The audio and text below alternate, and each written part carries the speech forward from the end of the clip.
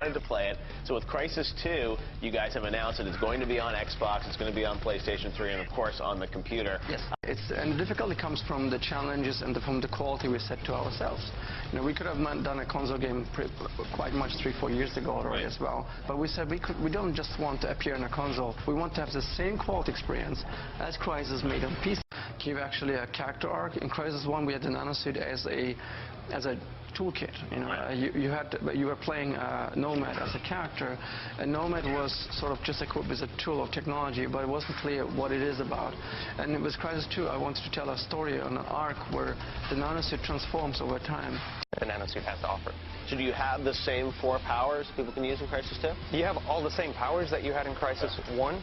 They're all there, but they're combined already together for you in certain ways. To run fast and jump, we put those together. That's on the base nanosuit by default. You still have the ability to cloak and you still have armor, but then even those are expanded further out to push the core away.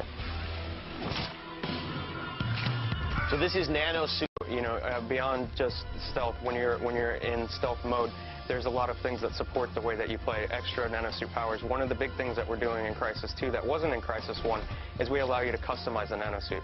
So what we're not doing, it's not about paint schemes or color or anything like this. It's meaningful changes to the suit. So you imagine you have like some modules that you can turn on and choose what you're doing. Much in the same way in Crysis 1 we allowed you to customize your weapon. You can do the same with the nanosuit. So if you want to play in a stealthy style, extreme, yeah, you can change on the fly. So what we think players will be doing when they use the nanosuit this time around is they'll look at the gaming landscape, you know, the area that the enemies are in, and then much like in the original Crysis, how people would change, like put a grenade launcher on or change a scope or something like this to change their weapon, they'll look at the same problem and go, okay, well, how can I optimize the nanosuit to do the same thing? Play like a sneaky guy and sneak around and stab people in the back and play, you know, more like a ninja or a silent killer. You can play that way. But if you want to jump right into huge action and have grenades and rockets and explosions going off around you and survive, you know, 8 people shooting you at once, then you can do that as well. So are you going to have a lot of vertical gameplay in this game? That would be a boring thing to do. There wouldn't be much interesting things to do.